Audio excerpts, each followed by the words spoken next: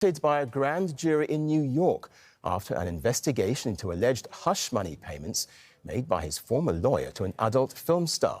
This is said to have happened just before the 2016 presidential election. It would be the first time a former US president has been charged with a crime. Kristen Salumi begins our coverage from New York.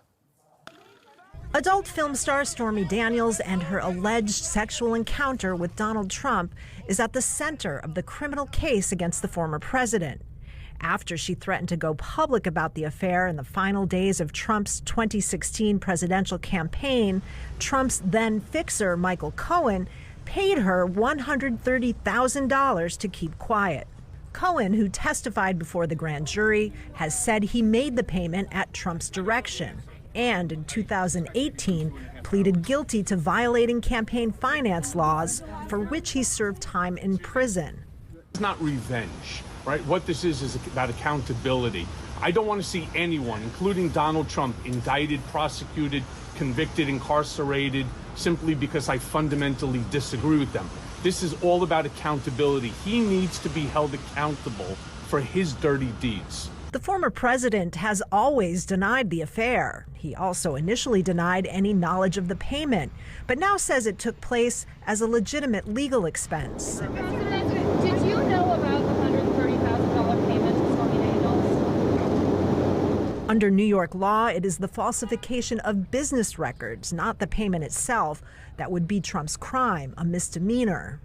And only if prosecutors can prove he made the payment and falsified records specifically to hide the affairs from voters or the IRS would it be a felony or more serious crime that could come with jail time. The falsification of records for the purpose of committing tax evasion would be the additional specific crime to elevate falsification of business records from a misdemeanor to a felony.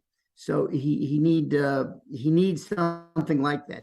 Complicating any prosecution, Cohen's former legal advisor, a Trump ally, told the grand jury Cohen couldn't be trusted. Listen, if they want to go after Donald Trump and they have solid evidence, so be it. But Michael Cohen is far from solid evidence. President Trump has described this case as a witch hunt, but it's far from the only criminal investigation he's facing. In Georgia, prosecutors are looking into his alleged attempt to overturn Joe Biden's victory in the state in 2020. And several government bodies are investigating his alleged role in the attack on the U.S. Capitol on January 6, 2021. The case marks the first time in history that a U.S. president has faced criminal charges. Kristen Salumi, Al Jazeera, New York.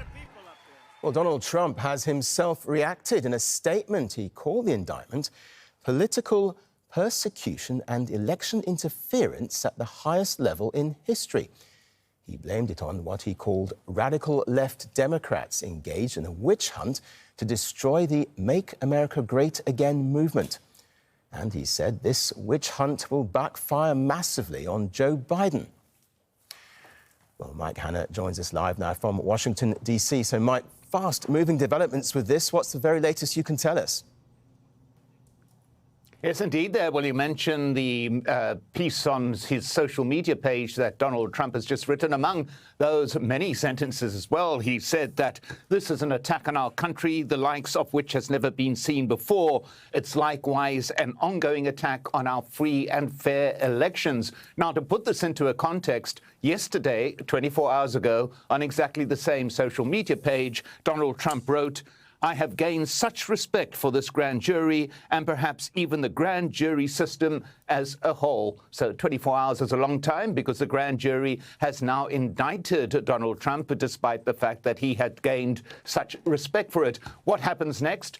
Well, the indictment will be served on Donald Trump's lawyers. He will then be given the option to surrender to a Manhattan court, or if he doesn't, he could well be arrested. But then you've got a situation, if Trump remains in Florida as he is at present, there has to be an extradition deal done by New York with the state of Florida. So there's a lot of aspects in sight here.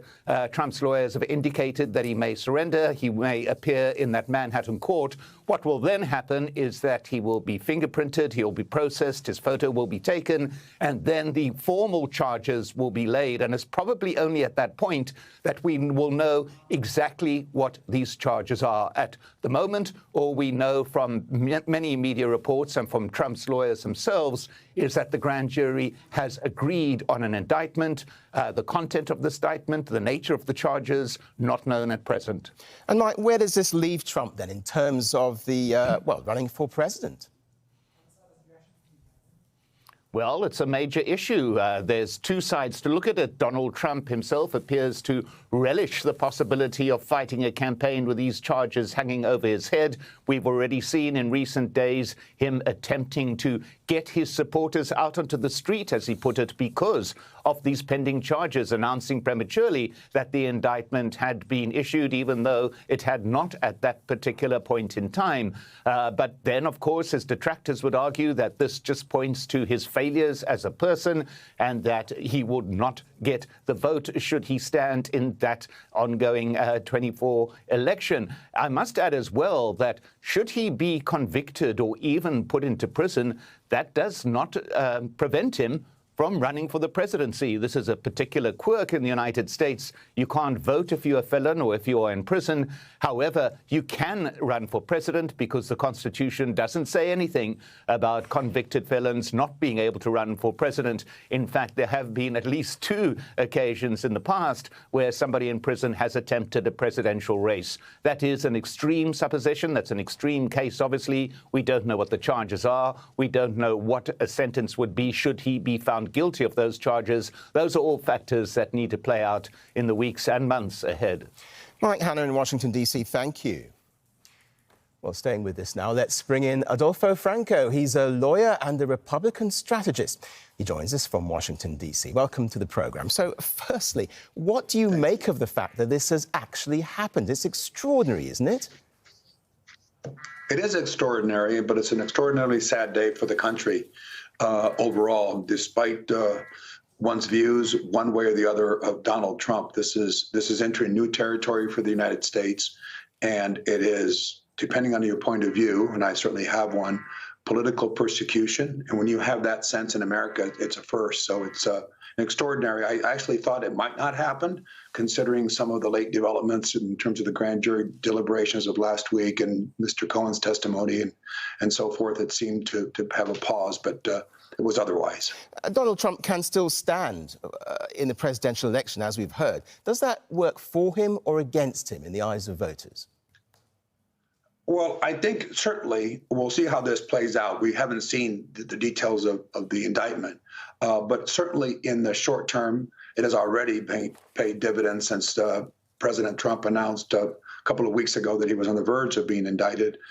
So it's very clear that this will further help him in the primary. There's no question. I can't imagine any of the few declared Republican primary candidates for president that will not come to his defense, as well as the ones that are undeclared, Governor DeSantis, former Vice President Pence, and others. Already the Republican reaction has been very, very strong, much more strong than the Democrat reaction so far. This is being outrageous and calling for congressional investigations and labeling it a political persecution in the country entering into a stage of becoming really a banana republic. Where does this leave his rivals there, as you mentioned, for the Republican nomination? It puts them in an awkward position, doesn't it?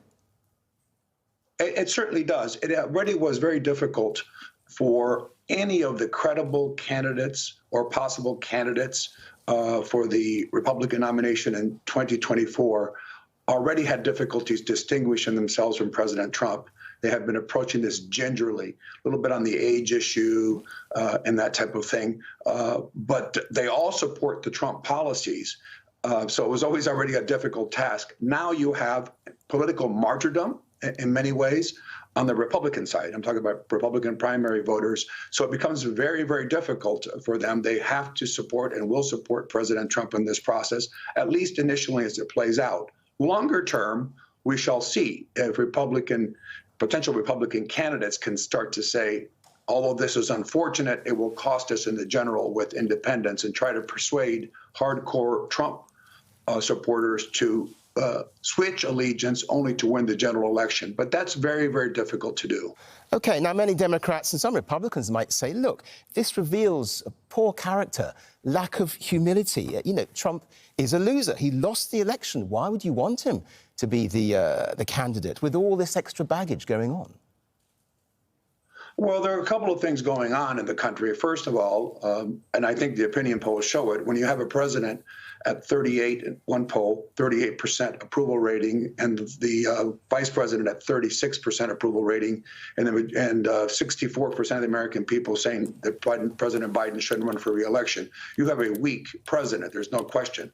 So there's a vacuum. So there's a yearning for the Trump years. Those were actually very good years in terms of the prosperity of the economy. We were at peace. That agenda was working for most Americans. So there's that contrast that President Biden can't run away from his record. Why President Trump is because of that. He has a 4-year record. People attack Donald Trump, the person, the behavior, etc. But the policies are enormously popular with the American people. And again, you might have some appeal with other candidates saying they'll pursue Trump policies, but there's a fear there's only one genuine Donald Trump. And therefore, I think he will garner support among Republicans and possibly among independents and Democrats if this indictment and eventually whatever trial or whatever ensues next, if it falls apart, it will then be perceived as political persecution and could really put him in a position to win the White House in 2024. Adolfo Franco, we'll leave it there. We very much appreciate your time. Thank you. Thank you so much.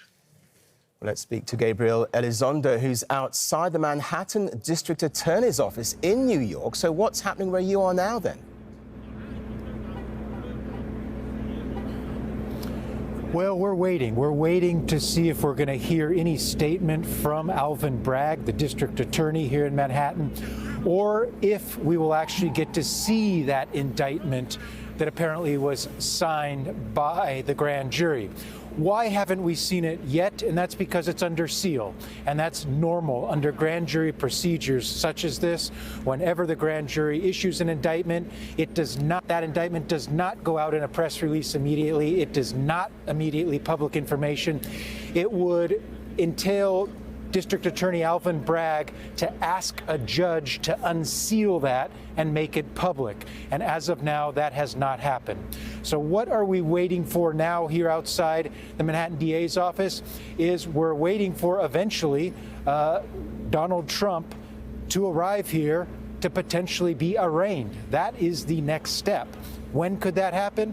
Anytime, really. Normally in proceedings like this, after someone is indicted, the district attorney will call that person's lawyer, advise them that they were indicted, and then they will make an arrangement or go into negotiations about when that person that was indicted would arrive here to have their first court appearance. That could be potentially as early as tonight or tomorrow or within the next couple of days. We simply don't know right now.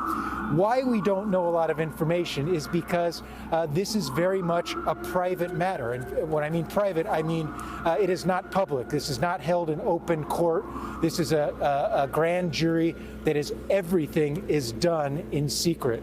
So we're waiting here to see if we can get more information from the district attorney, Alvin Bragg, but he's under no obligation to give more information at this point. It's just a matter of if he chooses to at this juncture or not. And at some point, I mean, how likely are we to see Donald Trump in handcuffs or anything like that? Or is that not likely to happen? Doesn't quite work like that in these kind of cases? Normally under indictments, someone would come in, and it's called a procedure. You know, Donald Trump has come out and said, I'm going to be arrested. He has said, I will, you know, there's Trump supporters saying he is going to be put in handcuffs. Not necessarily the case.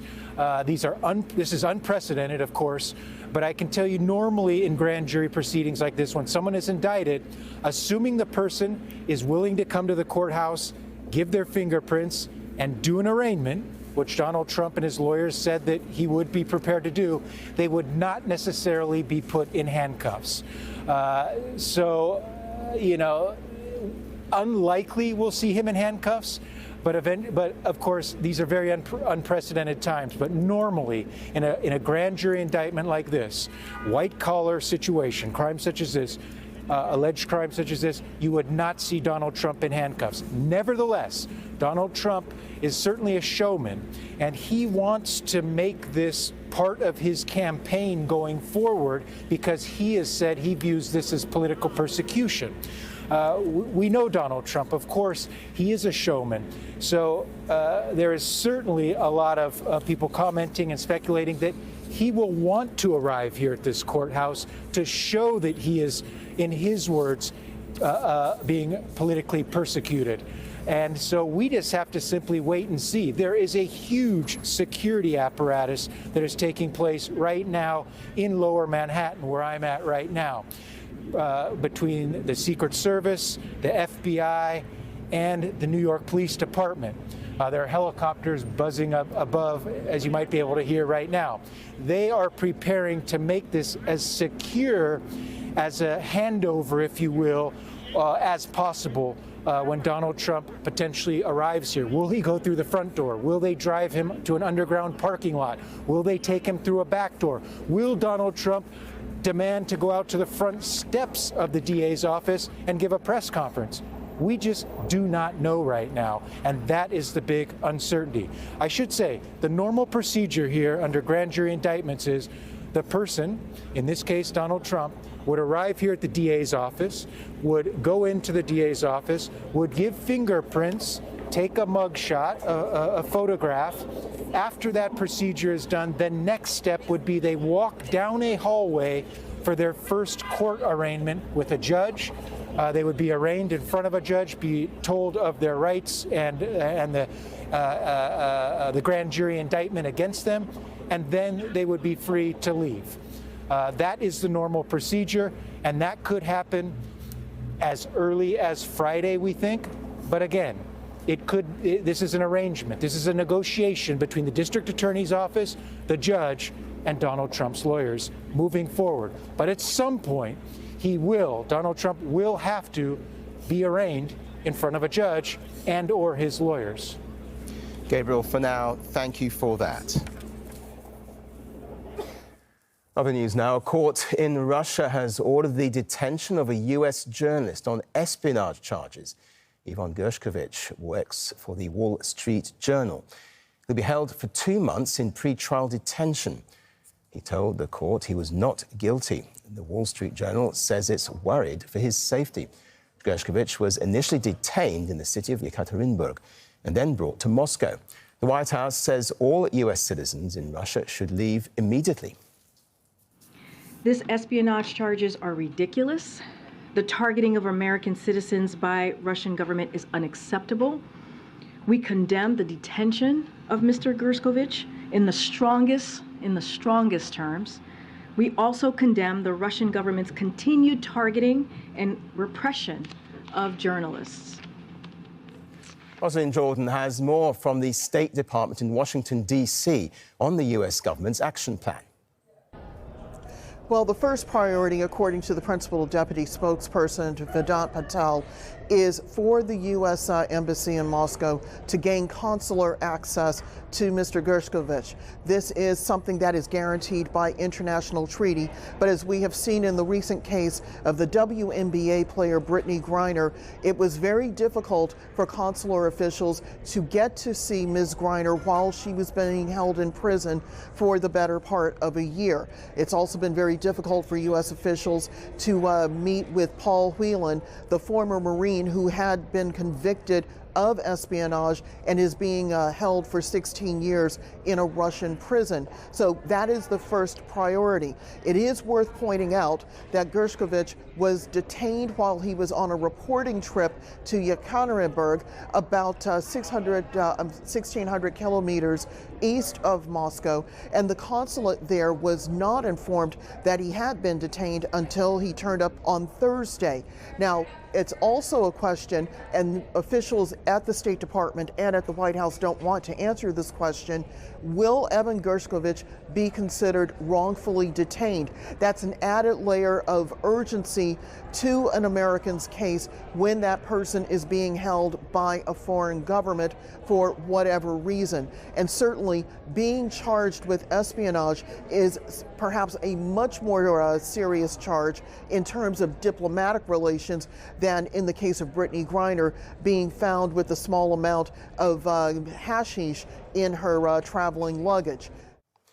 Now, we're just going to go back to our top story of Donald Trump's indictment and speak to Gabriel Elizondo again, who's outside the Manhattan District Attorney's office in New York. We understand you have some new information. Yeah, just within the last minute and a half or so, we have just gotten official confirmation from the Manhattan District Attorney's office. It's a brief statement, and I'm just going to read it word for word.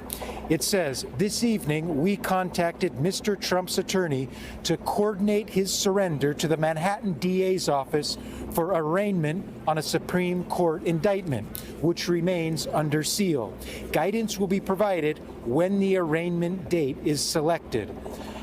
So that is official confirmation from the Manhattan District Attorney's office that the indictment has been handed down against Donald Trump.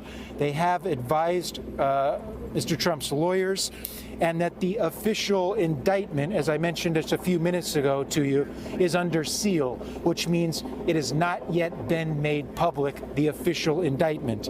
And then, of course, guidance will be provided when the arraignment date is selected.